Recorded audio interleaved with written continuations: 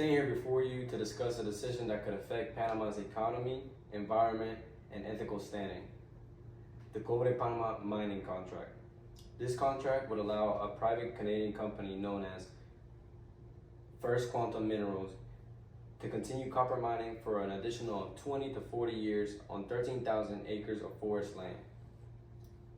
My name is Persuasive, and today I'll be giving you my reasons as to why I believe that the President of Panama should not sign this contract, because it poses several environmental risks, it disregards the will of the Panamanian people, and it raises ethical concerns about the governmental transparency. The copper mine poses several environmental risks that affect the environment and the economy, such as water pollution, air pollution, deforestation, erosion, and soil degradation, and more. According to the AP News, Panama has lost roughly 8.5% of its total tree cover, and environmentalists argue that continued mining would destroy more forests. Panama's economy is heavily dependent on the Panama Canal and agriculture and many other industries. The Panama Canal helps generate about $2 billion a year, and 40% goes to Panama's treasury.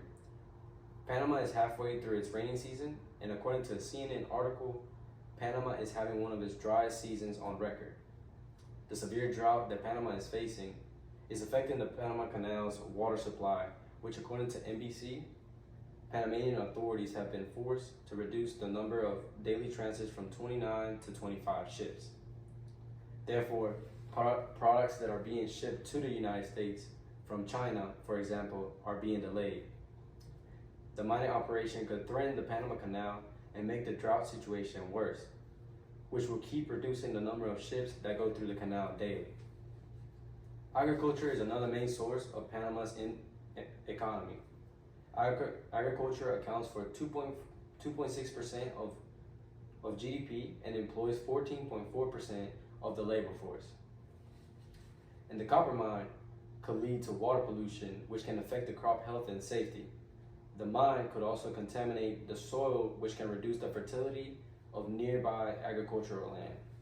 While the environmental consequences are alarming, the contract also blatantly ignores the voices of Panamanian citizens.